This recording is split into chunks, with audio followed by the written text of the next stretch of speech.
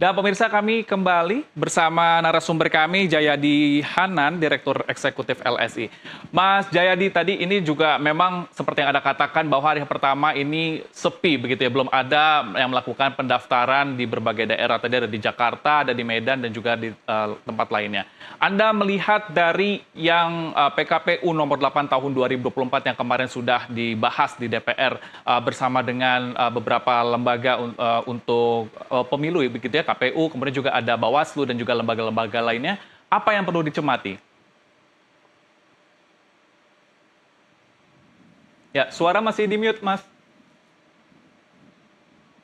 Ya, yang perlu dicermati lebih ke soal penyesuaian aturan teknis KPU itu terhadap keputusan MK, Mhm. terutama dua soal ya. Eh, Partai-partai yang memenuhi syarat untuk mencalonkan pasangan calon, yang kedua soal syarat usia.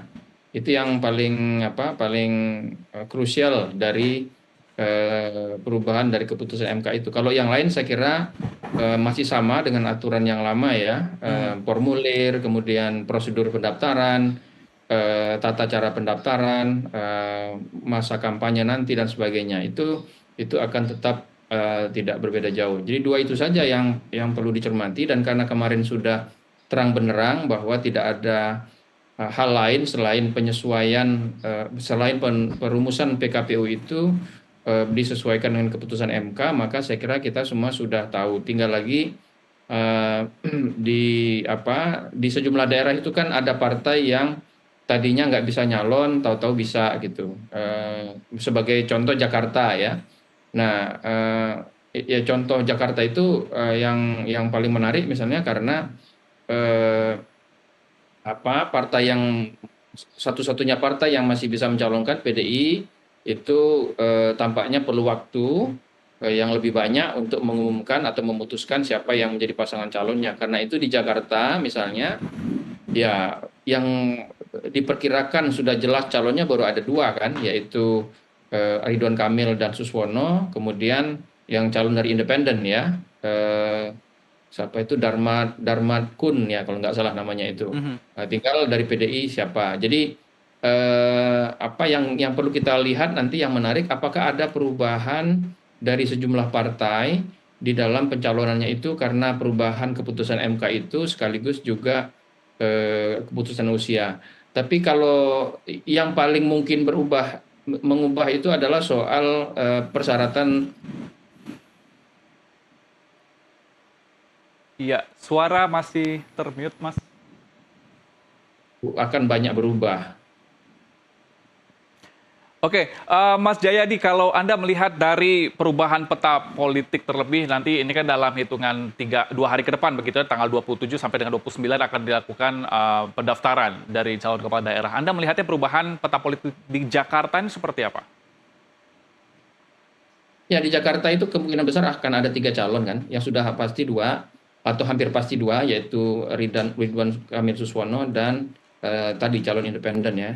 Kemudian nah, yang paling menarik itu siapa calon ketiga, karena PDI tampaknya masih menimbang-nimbang nama cagupnya. Mhm. Kalau nama cawagupnya tampaknya sudah mulai mengerucut ke Rano Karno kalau kita dengar dari pemberitaan atau lihat dari pemberitaan ya. Ya. Sementara cagupnya untuk sementara ini kan mengerucut ketiga nama. Apakah Anies Baswedan, apakah Ahok, apakah Pramono Anung. Kan itu yang beredar di media dan yang kita dengar. Itu yang masih kita akan lihat ya. Mungkin PDI akan memutuskannya hari ini atau mungkin besok gitu. Atau bisa jadi pengumumannya itu tanggal 29 di hari Mhm. terakhir. Last minute Karena gitu ya? jangan lupa, iya, karena di hari terakhir itu kan tanggal 29, berarti partai masih boleh mendaftarkan calonnya sampai jam 23.59 kan, Mhm. itu batasnya. Jadi mungkin saja mengingat situasi Jakarta yang cukup kompleks, terutama untuk PDIP memutuskan, mungkin mereka baru akan mengambil keputusan itu di menit-menit terakhir gitu. Karena biasanya kan gitu, kalau kita susah mengambil keputusan, masalahnya kompleks, maka biasanya waktu yang ini menentukannya. Mhm. Ya, kalau waktunya udah mepet ya mau nggak mau harus diputuskan apapun yang terjadi. Itu saya kira ya kalau di Jakarta. Memang Oke. untuk sementara yang paling menjadi sorotan Jakarta ya. Mhm. Karena Jakarta itu Pilkada Jakarta itu sebagaimana yang lalu-lalu selalu terkait atau dikaitkan dengan situasi politik nasional, Ya. atau selalu terkait atau dikaitkan dengan pemerintahan nasional baik yang sedang ada maupun apalagi sekarang ya dikaitkan Mhm. dengan yang akan datang. Ya, itu saya kira subject to discussion yang sangat panjang kalau di Mhm. Jakarta itu. Kan beberapa hari ini, seminggu ini saya kira semua semua media mendiskusikan Jakarta nggak habis-habis kan. Mhm. Walaupun isi diskusinya sama aja ya, bahwa belum jelas siapa calon dari PDI Perjuangan. Sampai pagi ini kan belum jelas tuh siapa calonnya. Ya. Paling-paling yang agak jelas mungkin calon wagubnya seperti yang saya bilang tadi. Tadinya ada dua nama kan, Hendrar Prihadi sama Rano Karno. Karena Mhm. Hendrar Prihadi sudah jelas ke Jawa Tengah, berarti kan tinggal satu nama. Ya. Nggak tahu kalau nanti tiba-tiba muncul nama baru lagi di apa di DKI, masih mungkin aja gitu. Mhm. Tapi untuk sementara nama cagup di Jakarta dari PDIP itu tadinya tinggal dua, yaitu Anies sama Ahok. Kemarin sempat mengerucut ke satu, yaitu Anies. Nah sekarang berkembang lagi jadi tiga. Ya. Nah ini memang dinamis perkembangannya gitu. Tapi saya kira dinamika itu akan selesai nanti tanggal 29. Oke, Mas Jayadi, saya akan mengajak Anda untuk melihat cuplikan berikut ini, yang di mana PDI Perjuangan batal mengumumkan duet Anies Baswedan dan Rano Karno sebagai calon gubernur dan wakil gubernur Jakarta. Ketua DPP PDI Perjuangan Jarod Saiful Hidayat enggan memberikan alasan diurungkannya pengumuman tersebut dan meminta masyarakat untuk bersabar menunggu 1 hingga 2 hari ke depan. PDI Perjuangan kembali membuat kejutan. Anies Baswedan yang digadang-gadang akan diusung PDIP sebagai calon gubernur Jakarta, nyatanya batal diumumkan. Meski sempat hadir di kantor DPP PDIP Menteng, Jakarta Pusat, namun Anies justru tak tampak saat acara pengumuman calon kepala daerah dimulai. Ketua DPP PDIP Jarod Saiful Hidayat menyatakan kehadiran Anies adalah untuk menemui Rano Karno sebagai bentuk silaturahmi. Pertemuan keduanya tak lebih sebagai sesama mantan kepala daerah. Anies sebagai ex-gubernur DKI Jakarta dan Rano sebagai ex-gubernur Banten. Memang Pak Anies tadi kita lihat sempat datang di gedung B, ketemu sama si Bang Rano, betul nggak? Bung Rano Karno. Kalian harus ingat bahwa Pak Rano, Bung Rano ini adalah gubernur Banten, wakil gubernur Banten. Pak Anies itu gubernur DKI. Masa gubernur DKI sama gubernur Banten berdiskusi ya tidak boleh, boleh kan? Boleh. Jadi dalam rangka untuk silaturahim, untuk membicarakan sebetulnya DKI ke depan itu seperti apa? Tukar menukar pengalaman. Sebelumnya beredar wacana Rano Karno akan mendampingi Anies Baswedan sebagai calon wakil gubernur Jakarta. Meski demikian, Jarod enggan membeberkan kepastian PDIP mengusung duet Anies Rano di kontestasi Pilkada Jakarta. Oh, masih belum. Itu kewenangan hak prerogatif dari ketua umum. Maka sabarlah sedikit 1-2 hari. Pasti ketua umum akan menyampaikan gitu ya siapa yang nanti akan dicalonkan di DKI Jakarta, Jawa Barat, Jawa Timur, mana lagi yang belum provinsinya? Misalnya ya. Yang paling penting kan itu ya. Jadi tunggu saja 1-2 hari. Jakarta menjadi satu dari 3 provinsi yang belum diumumkan PDIP terkait peta dukungan Cagup dan Cawagup. Hingga kini PDIP juga belum bersikap resmi di Jawa Timur dan Jawa Barat. Namun, teranyar beredar kabar jika PDIP lebih memilih kadernya Pramono Anung dan Rano Karno untuk maju di Pilkada Jakarta. Menanggapi hal tersebut, Jarod menegaskan wacana duet Pramono Anung dan Rano Karno hanya sebatas aspirasi. Dari Jakarta, Francis Karati, Trihartanto, jurnalis NTV melaporkan. Apakah nasib Anies di tangan PDIP? Informasi dan juga pembahasan akan kami hadirkan. Usai jeda, tetaplah bersama kami.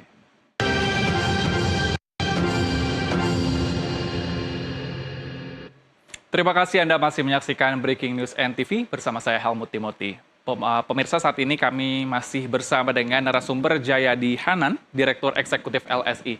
Mas Jayadi, kalau tadi kita sudah membahas bagaimana peta politik di DKI Jakarta begitu ya. Kemudian Anda melihat dari peluang PDI Perjuangan dalam memenangkan pilkada di beberapa daerah ini seperti apa?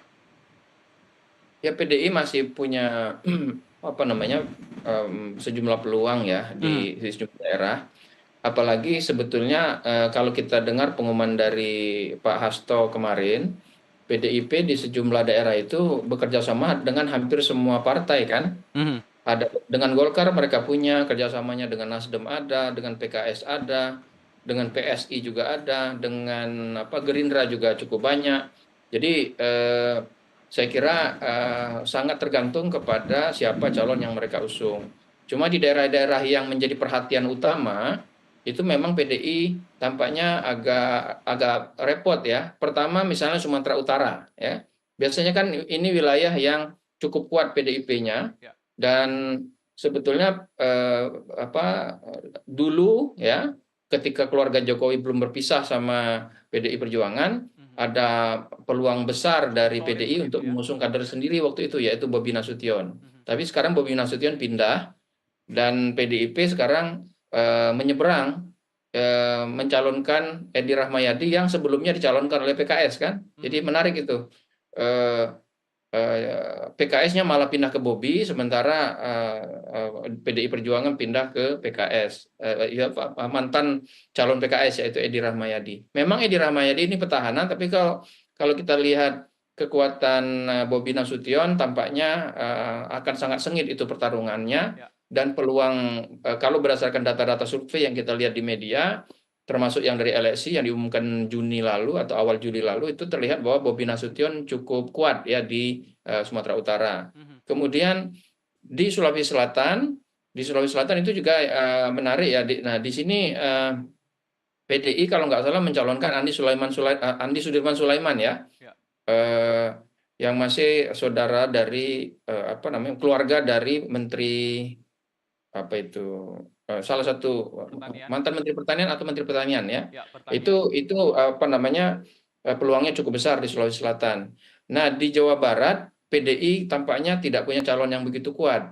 Kita tahu di Jawa Barat itu kan sudah ditinggalkan oleh Ridwan Kamil. Ya. Jadi tidak ada petahana, tapi ada calon penantang yang cukup kuat yaitu Deddy Mulyadi. Deddy Mulyadi sementara tidak ada nama lain yang sekuat Deddy Mulyadi di Jawa Barat sementara ini. PDI tampaknya nama kader PDI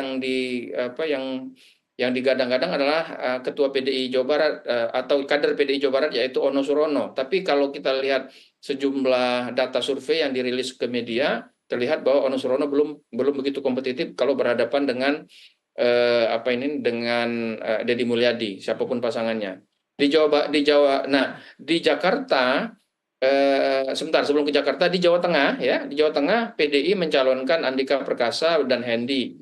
Kalau lihat data-data sementara ini, meskipun Andika Perkasa dan Hendi dengan didukung oleh PDI Perjuangan yang merupakan partai terkuat di Jawa Tengah, itu masih tetap punya peluang cukup besar untuk menang, tapi lawannya kan tidak mudah dikalahkan, yaitu Ahmad Lutfi dan Yasin Maimun yang dicalonkan antara lain oleh Gerindra dan Kim Plus ya. Nah ini akan terjadi pertarungan yang mungkin cukup sengit di Jawa Tengah. Kalau kita asumsikan bahwa PDI Perjuangan sebagai basis yang punya basis kuat di Jawa Tengah itu solid dalam mendukung Andika Perkasa dan Hendi. Kemudian di Jawa Timur tampaknya peluang PDI untuk memenangkan pertarungan juga masih cukup berat karena ada petahana yang sangat kuat di situ, yaitu Hopipa Indar Parawansa didukung oleh Kim. Jadi kalau nanti ada 3 poros di situ, poros Kim, lalu ada partai di sana pemenang pemilunya kan PKB dan PDI Perjuangan. Ya. Kalau 2 partai ini masing-masing mencalonkan akan ada 3. Jadi PKB mengandalkan kekuatan partainya, PDI juga mengandalkan kekuatan partainya, tapi mereka tidak punya calon yang sekuat Khofifah. Mungkin PDI Perjuangan bisa mencalonkan Risma. Jangan lupa Jawa Timur ini salah satu wilayah yang belum diumumkan oleh PDI Perjuangan ya, siapa calonnya. Jadi mungkin masih menunggu 1-2 hari ini. Ya. Jadi di Jawa Timur pun agak berat bagi PDIP. Nah, satu-satunya peluang yang paling besar bagi PDIP adalah di Jakarta. Di Jakarta itu yang bisa paling kompetitif untuk membantu PDIP memenangkan kursi gubernur adalah Anies atau Ahok. Dalam hitungan saya yang punya peluang lebih besar secara elektoral ya, secara elektoral adalah Anies sebetulnya. Anies didampingi oleh kader internal PDI Perjuangan. Okay. Tapi di Jakarta itu hitung-hitungan PDIP bukan cuma soal elektoral, mereka juga harus ngitung soal ideologi kan, soal ideologis terkait dengan Anies, dan juga soal-soal yang politis terkait dengan resistensi di internal partai PDI Perjuangan, terkait dengan residu Pilkada 2017, terkait dengan kemungkinan hubungannya dengan pemerintahan ke depan dan sebagainya dan sebagainya. Jadi memang cukup menantang, PDIP cukup menantang untuk memenangkan cukup banyak gubernur ya. Kalau di daerah-daerah saya kira secara umum PDI tidak akan terlalu berbeda dengan yang lalu karena berkoalisi dengan, kalau istilah PDI, bekerja sama dengan hampir semua partai di sejumlah daerah. Ya, Mas Jayadi, memang ini menjadi highlight dalam beberapa hari ini, isu dari adanya pengusungan dari PDIP terhadap Anies Baswedan ini juga dibahas oleh Ketua Umum PDI Perjuangan Megawati Soekarnoputri yang mempertanyakan komitmen Anies Baswedan jika diusung partainya. Meski demikian, PDI juga mengklaim sudah berkomunikasi dengan Anies soal Pilkada Jakarta.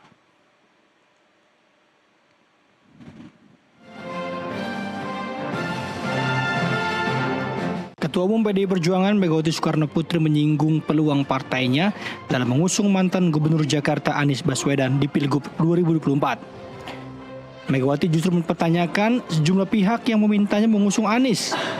Ia juga mempertanyakan apakah Anies akan menurut jika akhirnya diusung PDIP. Itu memang ini mau dukung Pak Anies itu, Bu. Oh gitu. Aku bilang enak aja ya. Ngapain gue suruh dukung Pak Anies? Dia bener nih kalau mau sama PDI. Kalau mau PDI jangan kayak gitu dong ya. Ya tinggal mau nggak nurut ya. Lihat dong. Dia tepuk tangannya, tan ibu-ibu aja nggak nepuk tangan. Hei, lo saya tuh suka jadi garuk-garuk kepala lo. Enak amat ya. Sekarang kita dicari dukungannya, yop. Bingung saya lo. Lalu kamu kemana ya kemarin sore ya? Oh iyalah. Ayo, mbok jangan gitu dong. Namun kasus Anies untuk bisa diusung PDIP masih terbuka lebar. Sekjen PDIP Hasto Kristianto menyatakan Anies bisa saja diusung asal sesuai dengan komitmen partai. Hasto juga mengakui sudah ada komunikasi dengan Anies untuk diusung di Pilgub Jakarta. Ya selama tadi komitmen terhadap ideologi, keberpihakan pada wong cilik, platform partai itu dipegang dan bersedia untuk juga memenuhi komitmen termasuk bagaimana partai menyiapkan visi misi khususnya tentang politik tata ruang, kemudian bagaimana kelestarian lingkungan, sungai-sungai tata ruang di Jakarta diatur dengan baik, tentu terbuka. Ada komunikasi intens dengan Mas Anies? Ada, bahkan Pak Baskara juga sudah bertemu dengan Pak Anies Baswedan. Nama Anies mencuat menjadi calon kuat untuk diusung PDIP di Pilkada 2024, terutama setelah DPR membatalkan pengesahan RUU Pilkada sebagai tindak lanjut dari putusan MK soal ditariknya syarat 20% kursi DPRD untuk mengusung calon. Hingga kini Anies sudah mengantongi dukungan dari Partai Buruh meski partai tersebut tidak punya kursi di DPR. Dari Jakarta, Maulana Iqbal, jurnalis NTV melaporkan. Ya, Mas Jayadi, saya minta Anda menanggapi kenapa PDIP terkesan tarik ulur kepada Anies Baswedan. Ya itu tadi, sebetulnya karena Anies itu bukan kader partainya PDI Perjuangan.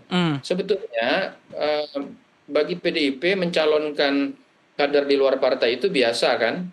Kalau Anda dengar pernyataan atau hitungan dari Mas Hasto kemarin ya di media, kader PDIP jadi PDIP mencalonkan kader internal di pilkada kali ini yang jumlahnya 545 itu 45% kader PDIP, artinya nggak nyampe 50% kan? Artinya di luar itu banyak sekali kader luar PDIP yang dicalonkan oleh PDIP, entah biasanya digabung dengan kader PDIP. Ya, contoh yang mudah yang masih mudah diingat adalah Airin Rahmidiani kan? Airin itu kan pengurus utama Golkar di Banten, lalu dia malah tidak dicalonkan oleh Golkar, padahal kekuatan elektoralnya sangat besar di situ, potensi menangnya tinggi. tapi dicalonkan oleh PDIP, digabungkan dengan ketua PDI di Banten. Jadi pola mencalonkan kader luar partai di PDIP sebetulnya biasa, ya. Artinya dengan demikian kalau mencalonkan Anies yang berada di luar partai itu sebenarnya biasa aja bagi PDIP. Cuman masalahnya ada faktor lain yang membuatnya menjadi lebih sulit, yaitu tadi ada dua faktor lagi yang tidak mudah diputuskan oleh PDIP berhadapan dengan Anies dalam mencalonkan Anies. Satu, soal ideologis. Soal ideologis itu karena selama ini dianggap Anies dan para pendukung utamanya, basis utamanya itu berseberangan di dalam beberapa aspek ideologis dengan PDI. Misalnya soal soal pluralisme, soal hubungan agama dengan politik dan sebagainya. Tapi seperti diakui oleh Hasto, sebetulnya secara ideologis Anies juga punya kesamaan. Misalnya soal keberpihakan pada wong cilik itu tidak sulit kan untuk disatukan. Soal kebijakan mengenai tata ruang misalnya, itu juga kan tinggal disepakati saja antara PDIP dengan Anies. Soal pluralisme, ya, soal pluralisme, memberi ruang yang sama untuk semua kelompok etnis maupun agama misalnya, itu juga saya kira bisa dilakukan dan bisa dilihat dari track record yang dilakukan Anies selama ini, itu bisa. Nah, tapi ada faktor yang berikutnya lagi yang tidak mudah, lebih tidak mudah lagi, itu faktor politis, yaitu seperti yang saya bilang tadi. Di satu sisi PDI punya calon lain yang cukup kompetitif juga meskipun bisa jadi kalah sama Anies, yaitu Ahok. Di sisi lain di internal PDIP-nya sendiri, di tingkat elit PDIP maupun di tingkat akar rumput atau para pemilih PDIP atau para loyalis PDIP itu banyak yang menolak, cukup signifikan yang melakukan penolakan terhadap Anies. Kenapa? Karena misalnya residu Pilkada 2017, ya, terutama dengan Ahok dan pendukungnya, kan keras tuh pertarungan antara Anies dan pendukungnya dengan Ahok dan pendukungnya. Dan itu masih membekas begitu, Mas, ya? Masih, kalau kita lihat dari pernyataan Ahok kan itu masih, dan juga dari kemarin kalau kita kan mendengar kemarin itu ada sejumlah apa yang disebut dengan Ahokers mendatangi markas PDI Perjuangan, lalu mereka semacam berunjuk rasa di situ menuntut supaya Ahok aja yang dicalonkan, kan ada itu. Jadi masih ada tarik menarik di situ di tingkat elit maupun di tingkat akar rumput. Jadi itu sisi politis yang harus dihitung oleh PDIP. Sisi politis yang lain harus dihitung oleh PDIP. Kalau PDIP mencalonkan Anies di Jakarta, itu berarti kan PDIP betul-betul membuka front berhadapan dengan Kim Plus, berhadapan dengan pemerintahan ke depan Prabowo. Karena kita tahu bahwa Prabowo dan Kim Plus itu tidak menginginkan Anies untuk menjadi gubernur Jakarta, ya kan?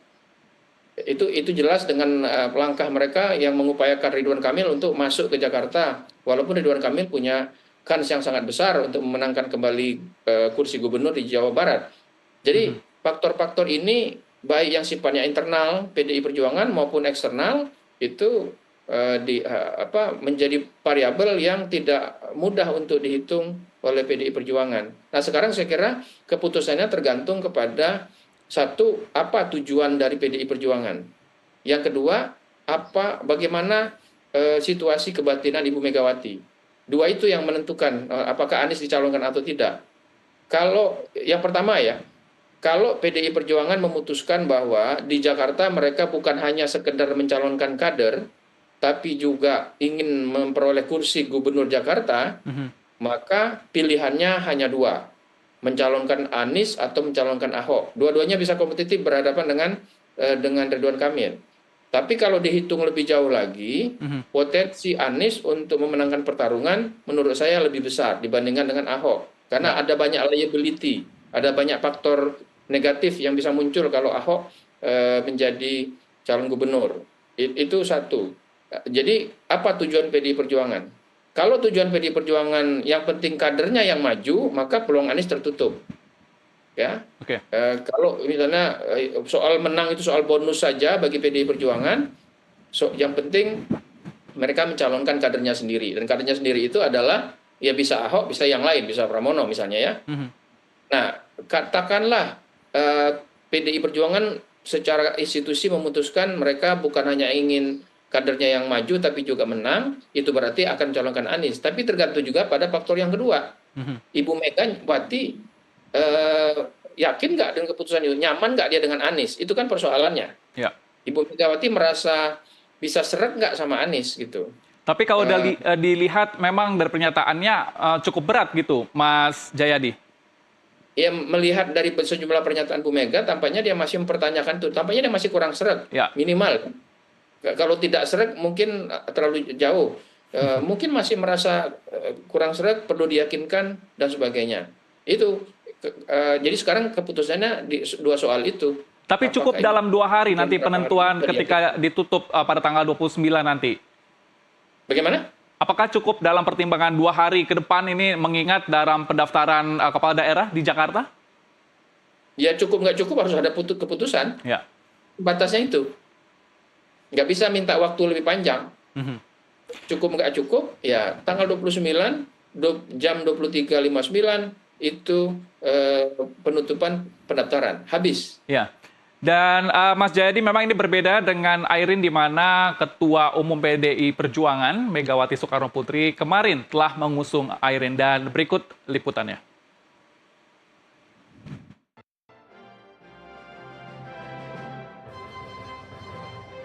PDI Perjuangan mengumumkan mengusung Airin Rahmidiani yang merupakan kader Golkar dan Ketua DPD PDIP Banten Ade Sumardi untuk maju di Pilgub Banten. Sekjen PDIP Hasto Kristianto menyebut sempat ada hambatan dalam pemilihan Airin, namun ia memastikan pasangan Airin Ade Sumardi berdasarkan pilihan rakyat. Dari Provinsi Banten, Ibu Airin Rahmidiani, tepuk tangan yang meriah. Didampingi oleh Ade Sumardi, Ketua DPD PDI Perjuangan Banten. Jadi Banten ini sudah bergelora. Kemarin rakyat sudah mengukuhkan pasangan ini. Meskipun ada hambatan kiri kanan, tetapi harus punya fighting spirit, kata Bu Mega. Usai resmi dicalonkan PDIP, Ketua Umum PDIP Megawati Soekarno Putri meminta Airin untuk menjadi kader partainya. Megawati tak mau jika PDIP hanya didompleng sebagai alat untuk menang di pilkada. Saya pusing karena mau ikut jadi PDI Perjuangan atau mau dompleng aja gitu loh. Saya nggak mau lagi. Ya kalau konsisten aja, kalau mau jadi masuk PDI Perjuangan ya jadi dengan namanya lahir batin tuh ya rohnya roh PDI Perjuangan. Saya tadi nanya itu sama itu Mbak Airin. Ya. Nanti mesti pakai ini loh, merah hitam loh. Iyalah, mau dijadikan tapi coba masa nggak pakai merah hitam? Ya, gimana? Terus maunya jadi apa? Independen? Ya cari independen, betul enggak? Lo itu fair loh. Selain di Banten, PDIP juga mengumumkan calon yang diusung dalam Pilgub Jawa Tengah. PDIP mengusung kadernya sendiri, Andika Perkasa, didampingi mantan Wali Kota Semarang, Hendrar Prihadi. Dari Provinsi Jawa Tengah, Jenderal TNI Purnawirawan Andika Perkasa dan Hendrar Prihadi.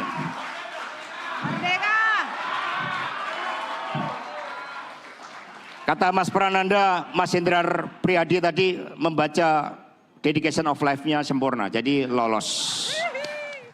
Jenderal Andika Perkasa merupakan mantan Panglima TNI yang pada Pilpres 2024 resmi bergabung dengan PDIP. Andika bakal bertarung dengan Kapolda Jawa Tengah Ahmad Lutfi yang sudah diusung Partai Gerindra. Dari Jakarta, Tim Liputan NTV melaporkan. Masih bersama kami Direktur Eksekutif LSI, Jayadi Hanan. Mas Jayadi, tadi kita sudah lihat bersama bagaimana sudah diusung begitu ya kemarin, dan Anda melihat Ketua Umum PDI Perjuangan Megawati Soekarno Putri dalam mengusung Airin ini apa pertimbangannya? Kalau Airin itu pertimbangan pertama kan itu elektoral ya. Airin itu kalau kita lihat berbagai hasil survei itu cukup dominan di sana. Ya. Jauh meninggalkan pesaingnya dari Kim, yaitu Andra Soni. Jauh. Jadi kalau situasi tidak berubah banyak ya di dalam masa kampanye ke depan, maka diperkirakan Airin bisa menang mudah di Banten. Nah, di sisi lain mengambil Airin, mencalonkan Airin bagi PDIP tidak sesulit mencalonkan Anies kan? Kenapa? Pertama, Airin itu kader Golkar, ya kader Golkar. Jadi apa namanya tidak terlalu beda jauh secara ideologis dengan dengan PDI Perjuangan. Yang kedua, tidak Nasionalis ada gitu sejarah politis, tidak ada sejarah politis yang bisa membuat resisten terhadap Airin di PDI Perjuangan seperti sejarah yang sifatnya politik yang bisa membuat resisten di PDI Perjuangan terhadap Anies. Jadi itu lebih mudah. Nah, satu aja yang hambatannya paling adalah Airin itu kader Golkar kan gitu. Ya. Maka karena dia kader Golkar, supaya jelas nanti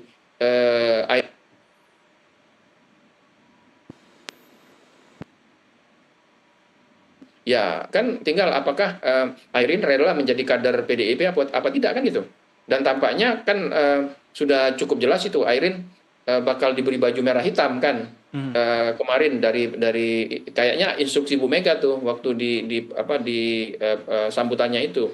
Jadi mencalonkan Airin jauh lebih sedikit pertimbangan sulitnya bagi PDI karena tidak ada faktor-faktor ideologis dan politis yang menyertai sesulit faktor ideologis dan politis yang membuat Anies menjadi dipertimbangkan secara cukup alot di PDI Perjuangan. Artinya mulus begitu saja ya, Mas Jayadi? Ya, cukup mulus ya.